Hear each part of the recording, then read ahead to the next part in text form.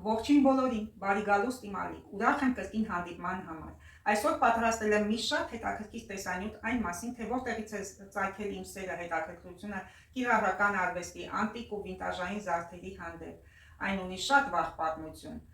Արվեստը, մշակույթը ու պատմությունը դա իմն է, ես գիտեմ, բայց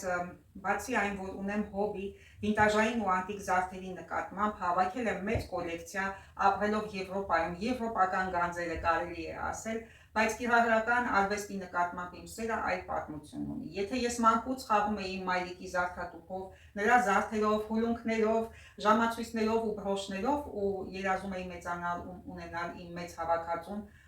դա հաջողվեց իսկապես ինձ եւ ես շատ ուրախ եմ դրա համար եւ սիրով ներկայացնում եմ այդ զարդերը իմ տեսանյութերում։ Եթե հետաքրքրեց, կարող եք փնել բիժու պլեյլիստը եւ նայել։ Իսկ կիրառական արվեստի նկատմամբ իմ սերը ունի այլ պատմություն։ Այսօր ես կպատմեմ այդ մասին ձեզ մեծ սիրով, հենց հիմա, հենց այստեղ, հենց այս պահին դուք կարող եք իմանալ ավելին։ Ովքեր առաջին անգամ են միացել իմ ալիքին, ասեմ, որ ես Լուսինեն եմ, ապրում եմ Եվրոպայում եւ ես կոլեկցիոներ եմ, ունեմ զարդերի մեծ հավաքածու, անտիկ եւ վինտաժային զարդերի, բայց այս հավաքածուն մինչ ունենալը ձեռք բերելը ես մշտապես հետաքրքրված եմ եղել արվեստով, պատմությամբ, մշակույթով, խորապես ինձ հետաքրքրել է այս ամենը եւ ի վերջո կանգ եմ առել զարդերի հավաքածուի վրա։ Եվ այսօր կպատմեմ մինչ այդ ժամանակահատվածը ընկած իմ հետաքրքրասիրությունը պրոֆեսիոնալ մակարդակի ինչպիսին է եղել, կարծում եմ շատերիդ կհետաքրքրի։ Լուսանկարներ, որոնք արթնացրեցին իմ մեջ ջերմ հուշեր, ասեմ, որ 2008 թվականին ինձ բախտ է վիճակվել մասնակցելու Էրեբունի հնագիտական տարածքի պեղումներին եւ այս լուսանկարները հենց այդ ժամանակաշրջանի լուսանկարներ են, հետաքրքիր էմոցիաներ է ինձ մոտ այժմ վերադարձել, քանի որ ես միշտ եմ սիրել շփվել պատմության, արվեստի հետ եւ գիտեք, արդյոք որ պեղումները լոկ հնագիտական իրերի հայտնաբերում չէ, հողի շերտերի հետ բացվում են պատմության շերտերը եւ դա մի յուրահատուկ զգացողություն է, երբ դու անցնում ես կարծես ժամանակի մեքենայով հետ այդ ժամանակաշրջան եւ զգում ես քեզ պատմության մի մասնիկը, քանի որ դու հենց դրա մեջ ես, դրա հետ ես առնչվում։ Ահա այդպիսի իրարամերժ զգացողություններ են հիմա ինձ պատել, կարծես վերապրեմ այդ ժամանակները, երբ ես մասնակցում էի այդ հնագիտական արշավախմբի հետ այդ պեղումներին, շատ հետաքրքիր օրեր ենք ունեցել եւ շատ հետաքրքիր բաներ ենք հայտնաբերել այդ պատմամշակութային տարածքից, որտեղ կարծես ժամանակը կանգ է առել եւ դու գտնվում ես հենց այն կետում, որտեղ զարգացել է քաղաքակրթությունը ոչ միայն Հայաստանի հայ ժողովրդի, այլ նաեւ բոլոր ժողովուրդների, քանի որ այնտեղ բոլոր ժամանակաշրջանները միահյուսվում են իրար հետ, բոլոր դարաշրջանները հենց այս կետում Էրեբունի պատմամշակութային հնագիտական տարածքում։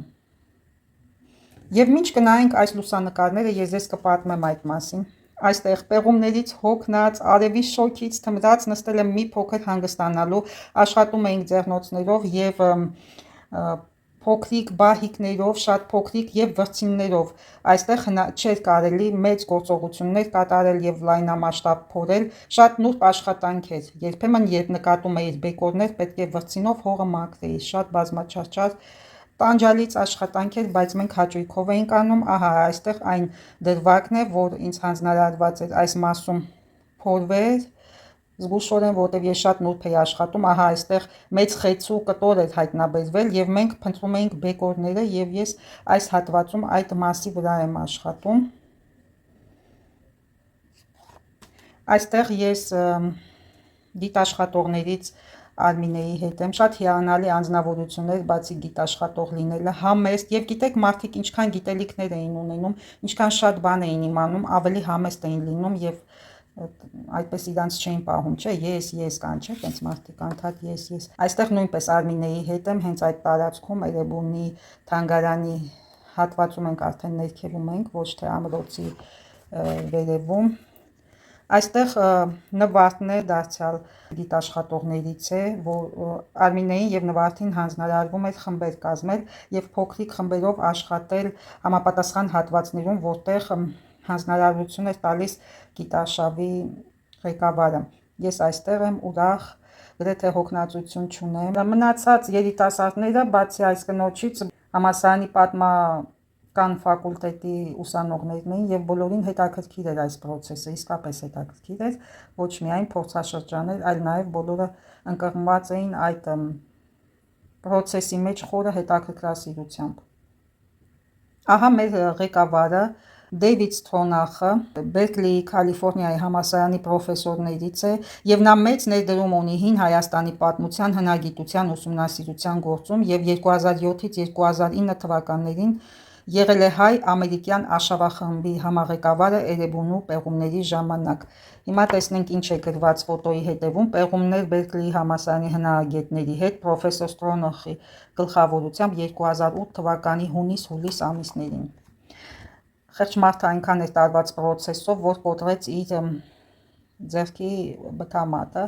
եւ հումորով ասում էր, ոչինչ ավելի լավ է բութս, քան որևիցե մի գտածո էլի լինի ինչ-որ խեցու կտոր կամ ինչ-որ սեպագիր գրություններ, այնքան բարի մարդ էր, ափսոս, որ հիմա նա մեզ հետ չէ եւ դարձյալ համեստ մի անձնավորություն, որը որ իր համեստությամբ, իր գիտելիքով, իր գիգանտ մեծությամբ հանդերձ նաև շատ հասարակ պարզ մարդ էր, մոտենում էր յուրաքանչյուրիս, հարցնում ոնց եք ձեզ զգում այս արևից, կուզեք հանգստանալ, գնահատեց այն սերը, որ կար մեր մեջ պատմության, մշակույթի այդ գտածոների հանդեպ, երբ մենք գտնում էինք որևիցե գտածո, մեր աչքերը նույնպես փայլում էր ուրախությունից, վառվում էր այդ կիզող արևի տակ, նաև երբ մարդ ուժ չի ունենում անգամ շարժվելու, մենք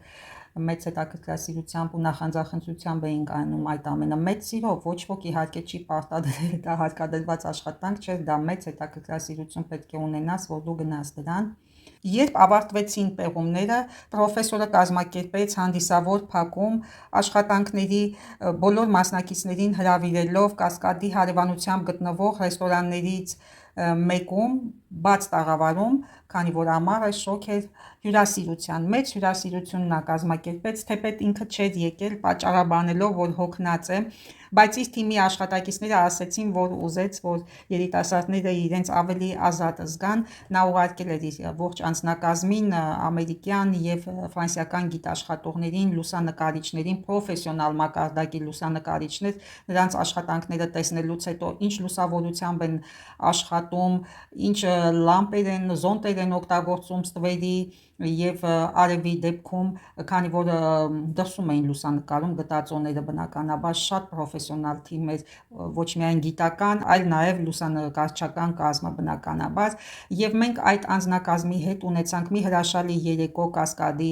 ռեստորաններից, բացօթյա տաղավարներից մեկում եւ շատ ճոխ հյուրասիրություն էր կազմակերպված, քրքի ժամանակ անցկացրեցինք ուրախ, զվարթ եւ շփվեցինք անձնակազմի հետ, նաեւ նրանց տեսնելով աշխատանքից դուրս, ինչպիսին էին նրանք հասարակ, սովորական ու պարզ մարդիկ, որոնք ունեին նույնպես իրենց նախասիրությունները, հետաքրքիր երեկո ունեցանք մենք այդ օրը, երբ ավարտվել էին արդեն աշխատանքները եւ պետք է իրենք մեկնեին երկրից։ Ես էլ իմ հերթին իմ շնորհակալությունը հայտնեցի, վերնիսաժից նվերներ էի գնել եւ փոխանցեցի անձնակազմին սիրով։ Ահա եւս մի գիգանտ սեպագիր գրությունների վերծանող Երևանի եւ Լենինգրադի Սանկտ Պետերբուրգի համալսարանի դոցենտ պրոֆեսորներից մի մեծություն, որը վերծանում է սեպագրերը, ինչպես հայերենի այբուբենը, եւ այստեղ ես ուսումնասիրում եմ նրա հետ սեպագրերը, որովհետեւ ինձ հետաքրքրում է յուրաքանչյուր նշանը սեպագրի, ինչ է իրենից ներկայացնում։ Էրեբունու թանգարանի իր աշխատանքային սենյակում են գտնվում այս պահին, նա նույնպես հեռացել է կյանքից եւ շատ եմ ափսոսում, որովհետեւ այդ գիտելիքը, որ նա ուներ, երբևիցե ուրիշ ոչ մեկ չի կարող այդ կերպով վերծանել սեպագրերը եւ խոշոր մասնագետեր իհարկե, ես չգիտեմ կարողացել է այդ գիտելիքները փոխանցել ուրիշ որևիցե մեկին ողջ խորությամբ, թե ոչ, ամենայն դեպս կարելի է ասել տարածաշրջանի միակ մասնագետն էր, որը հմտորեն վերծանում է սեպագիր գրությունները, այբենական կարգով, նշաններով, թվականներով, Նիկոլայ Հարությունյան, որի մասին կուզենայի իմանային շատերը, բայց ինձ բարդ է վիճակվել նրա հետ իսկապես աշխատել։ Իսկ ինչ են սեպագրերը, սեպագրերը մարդկության պատմության մեջ ամենահնագույն գրային համակարգերից են, որոնք ստեղծվել են մոտ 5000 տարի առաջ Միջագետքում Շումերի կողմից, Անվանումը ստացել են իրենց բնորոշ տեսքից, քանի որ գրվել են կավե սալիկների վրա սեպաձև հետքեր թողնելով եղեգնյա փայտիկներով։ Գրելուց հետո կավե սալիկները չորացվել են արևի տակ կամ էլ թրծվել կրակով, ինչի շնորհիվ դրանք դարձել են չափազանց դիմացկուն և հասել մինչ մեր օրերը։ Յուրաքանչյուր մասնիկը սեպագրի ոչ թե մի բառ, այլ մի նախադասություն գյուղատնտեսության մասին, որսորդության, հաղթանակների, արշավանքների եւ այլն։ Դա մի հետաքրքիր վերծանում է սեպագիրը, դա պատմության ամենահին կտորներից մեկն է հանդիսանում, որտեղ արդեն պատմություն է քանդակվել, այսպես կարող եմ ասել։ Ահա եւս մի հետաքրքիր լուսանկար, որտեղ երևում է Արարատ լեռը ձյունաճերմակ գագաթով, ու մենք, ես, Արմինեն ու ուսանողները, մեր փոքրիկ թիմը, այս խումբը, որը աշխատում էր որևիցե հատվածի կտորի վրա, մեզ նշանակված, եւ սա էլ ես եմ դարձյալ Արարատի ֆոնի վրա։ Այս կադրերը նկարել ենք լուսանկարչական սիրողական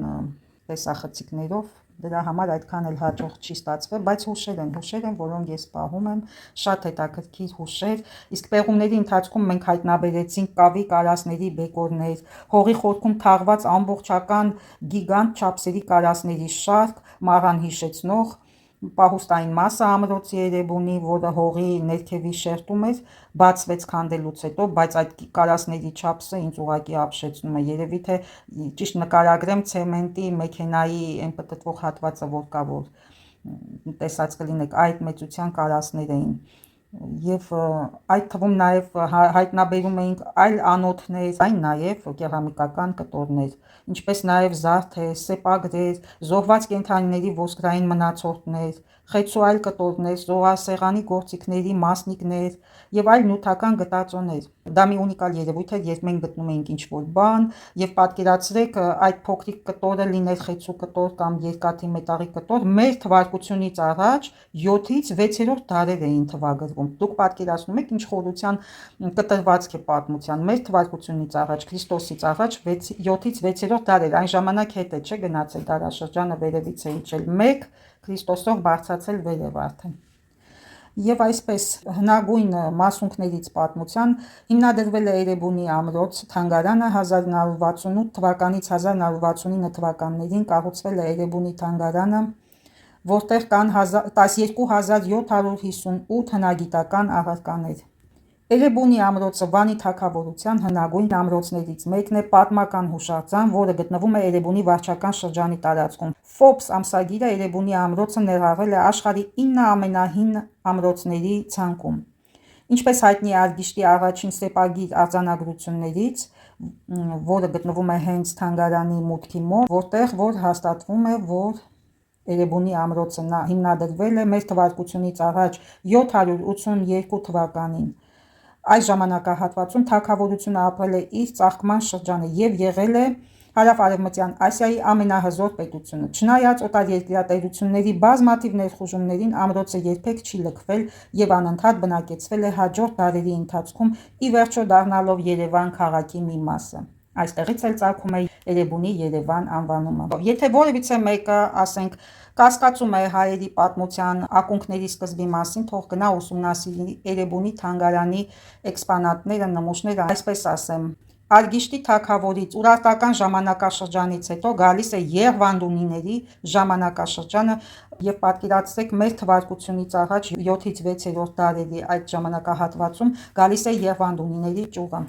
Եվ Ուրարտական ժամանակաշրջանը Ուրարտու մի շրջան է, որ առանցքային է ոչ միայն Հայաստանի եւ հայ ժողովրդի պատմության, այլև ողջ մարդկության համար։ Հնագիտությունը հոգնում է հասկանալ ինչպես է զարգացել հասարակությունը, ինչ պատմական ակունքներ ունենք նաեւ մենք, իրենց խորությամբ ու անջնջելի անհերքելի փաստեր կան, որ մեզ տանում են մարդկության ամենավաղ շրջանները, եթե ոչ նաեւ սկիզբը, երբ Նոյը իր տապանից իջավ Արարատ լեռը, իր տեսահորիզոնում ունենալով պտղատու Արարատյան դաշտավայրը։ Ահա որտեղ են թաքնված մեր արմատները մարդկության սկզբում։ Տադամ, երկու փաթեթ եմ ստացել, եկեք տեսնենք ինչ կա ներսում։ Ինչ լավ է փաթեթավորել։ Կարծես նվեր փաթեթ լինի, չէ՞, օրինակ սա, սկսենք սրանից։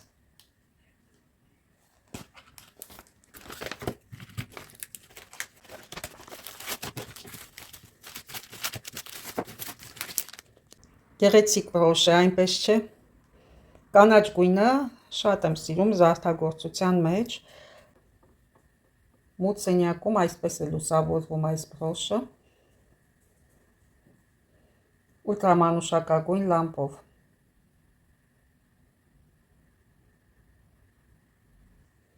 Այսպիսի գեղեցիկ բրոշ կանաչ քարերով և ոսկեգույն մետաղով։ Սա էլ ներսի հատվածը։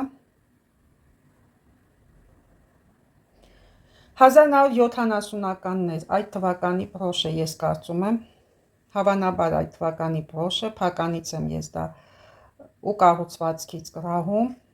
ինչպես նաև մոդելից։ Գեղեցիկ է, չէ՞։ Բացենք հաջորդ փաթեթը, սիրելիներ։ Գիտեք ինչ է սա, հավանաբար արդեն կրահեցիք, որ դրես կլիպ է։ Հենց հիմա իմ ձեռքում պատմության մի կտոր է 1920-ականներից 1930-ականներ նկատ ժամանակահատվածին պատկանող մի զարդ բացառիկ արվեստի նմուշ։ Գրեթե մեկ դար, մոտ 100 տարի է անցել այս բրոշի, դրես կլիպի, կրծքազարդի ստեղծագործությունից ի վեր, բայց այն չի կորցրել իր շքեղությունը, չի խամրել նրա փայլը։ Անտիկ, հրաշագեղ, գեղեցկուհի մի ստեղծագործություն, որը ունի շուրջ 100 տարվա պատմություն։ Անցել է գրեթե մեկ դար, բայց այն վերապրել է ժամանակի հետքը, ժամանակի շունչը ու հասել մինչ մեր օրերը այս գեղեցկուհի կրծքազարդը, բրոշ, որը ունի իր հետևում մի պատմություն, մոտ 100 տարի է անցել այս բրոշի ստեղծվելուց ի վեր, սակայն այն չի կորցրել իր պահանջարկը, ակտուալությունը մինչ մեր օրերը։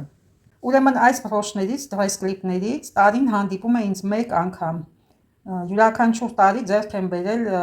մեկ օրինակ։ Սա էլ կլինի 4-րդ տարբերակը, որ ես այս տարի ունեցա ևս մեկը, տարբեր են զարդանախշերով, շատ տարբեր են, ես մեկնաբանություններ դաշտում կտեղադրեմ նախորդ տեսանյութերից որևիցե մեկը դրես կլիպներին վերաբերվող և կտեսնեք, թե որքան տարբեր են։ Իմ ձեռքում պատմության նմուշ է, այսինքն յուրաքանչյուրից մեկական օրինակ էլ երևի թե մնացել է մինչ մեր օրերը, որովհետև սա զուտ բրոշ չէ, սա զուտ զարդ չէ, այլ պատմության արվեստի մի կտոր է իմ ձեռքում, կարելի է ասել թանգարանային նմուշներ։ Նմանատիպ բրոշները առօրյա կյանքում չեն կրում, գրեթե ոչ մեկ չի կրում, սրանք զուտ կոլեկցիայի համար այս դրես կլիպները և համարակալված են։ Կարելի է ասել, որ այս բրոշը վերապրել է երկրորդ համաշխարհային պատերազմը և այդ առումով էլ է ունիկալ, քանի որ վերապրել է պատերազմը, հասել է մինչ մեր օրերը։ Հիմա քանդենք այս բրոշը, տեսնենք ինչպիսին է այն քանդած վիճակում, կարկասը ամբողջական է, որի վրա ամրացված են այս երկու փոքրիկ դետալները։ Բրոշը հնարավոր է կրել ահա այսպես ամբողջական տեսքով և իհարկե մասնակի, այսպես բացվում են այս դետալները։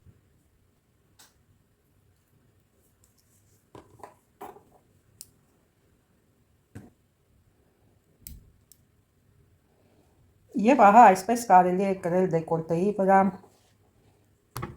նաև կոշիկների վրա, որովհետև այս մասերը թույլ են տալիս ամրացնել կոշիկներին։ Այն ժամանակ շատ թանկարժեք են եղել այս դրես կլիպները, հիմա էլ է թանկարժեք, պարզապես այդ տարիներին բոլորը չէ, որ կարող էին գնել, հիմնականում օգտվել են հոլիվուդյան աստղերը, հայտնի մարդիկ, ովքեր ունեին բավականին մեծ ռեսուրսներ ու հնարավորություններ գնելու նմանատիպ բրոշներ, կրել տարբեր կերպերով, մուշտակների վրա, կոշիկների վրա, դեկոլտեի վրա։ Նայեք ինչքան գեղեցիկ է այս բրոշը այս տեսքով նույնպես, կարող է ծառայել որպես պրյաշկա հագուստի գոտիի վրա, պրյաշկան ճարմանտ, երևի հայերենով գրեք մեկնաբանություններում, եթե գիտեք, ես կարծում եմ ճարմանտ է։ Եվ բազմաթիվ կերպերով կարելի է կրել այս բրոշը, բազմաֆունկցիոնալ է, թեպետ ես ինքս չեմ կրելու, այն գնել եմ զուտ իմ կոլեկցիայի համար։ Կրիստալները ինչքան էլ ժամանակի հետք ունեն, խամրել են կիսով չափ, ավելի գեղեցիկ են նայվում, այնպես չէ, քան լինեին վառ փայլուն գույնի, շատերը Ձեռք են բերում նմանատիպ բրոշները արդեն կորուստներով եւ փոխարինում են քարերը, բայց արդեն բնօրինակ տեսքը կորցնում է բրոշը եւ արդեն չի ունենում համապատասխան արժեք, որովհետեւ մարդիկ այդ գումարները վճարում են պատմության դիմաց։ Եվ պետք է քարերը համապատասխանեն տվյալ ժամանակաշրջանին իրենց հնությամբ։ Եվ այսպես հնաոճ բրոշները հնաոճ քարերով ինձ շատ դուր են գալիս։ Կարծես ոչ միայն անտիկ բրոշ է իմ ձեռքում, այլ իսկապես պատմության մի կտոր։ Հին հոլիվուդյան ֆոտոներում մշտապես կան նմանատիպ զարդեր, պոստերներ կան այս դրես կլիպներով, իսկ այժմ խստիվ արգելված է այս բրոշների թողարկումը, չի թողարկվում։ Պատենտ չի տրամադրվում նմանատիպ բրոշներ թողարկելու համար եւ օրենքով հետապնդելի է խստիվ արգելված է։ Հակառակ դեպքում հինը միշտ վերադառնում է եւ շատ բիժուտերիական ընկերություններ անպայման կպատրաստեին նման բրոշներ, ոչ մի դժվարություն չէր ունենա իրանց համար, բայց արգելված է, կա արգելք, որի պատճառով չունեն պատենտ եւ չեն կարող, իսկ եթե ստեղծեն, ապա օրենքով կհետապնդվեն։ Այդ իսկ պատճառով դրես կլիպներ շատ եզակի նմուշներ են եւ եթե հանդիպում է հարմար գնով ես ձեռք եմ բերում, որովհետեւ շուկայական գները շատ բարձր են եւ միշտ չէ որ հնարավոր է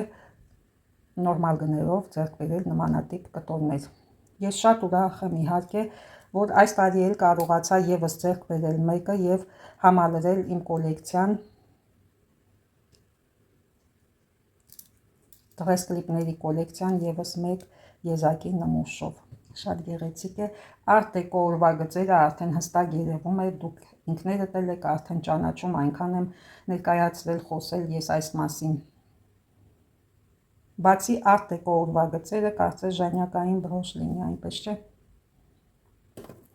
Դե ինչ, այսօր էլ ես ձեռք բերեցի այս երկու բրոշները, որից մեկը դրես կլիպ է, պատմամշակութային արժեք ներկայացնող բրոշ, իսկ մյուսը արդեն բրծքազարդ, էսթետիկորեն գեղեցիկ պեկինյան ապակի են ասում, մալախիտի գույնի այս բրծքազարդը շատ գեղեցիկ է, որպես բրոշ, ունիկալ է, յուրահատուկ է իր գեղեցիկ գունային գամայով, կանաչ գույնի բրոշներ շատ շատերն են սիրում եւ այդ առումով գրավիչ բրծքազարդ է։ Ահա այսպիսի ձեռքբերումներ, որ կիսվեցի ձեր հետ, կարծում եմ ձեզ նույնպես դուր եկան այս ունիկալ դրես կլիպը եւ կրծքազարդը։ Ես մեծ կոլեկցիա ունեմ եւ աշխատում եմ շատ բրոշներ չգնել, որովհետեւ տեղը ամեն դեպքում սահմանափակ է եւ գնում եմ բացառապես այնպիսի կտորներ, որոնք կհամալրեն իմ կոլեկցիան կամ էլ ինձ պարզապես ուղղակի շատ դուր են գալիս, այդպիսի զարդեր եմ գնում,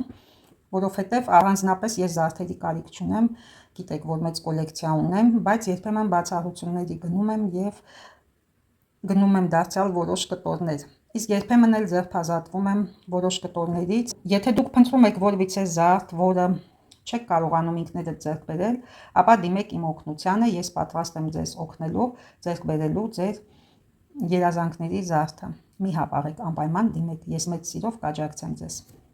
Դե ինչ մնացեք ինձ հետ, հետաքրքիր առջևում եք, կհանդիպենք շատ շուտով հաջորդ տեսանյութերում։ Ցտեսություն, մինչ նոր հանդիպում։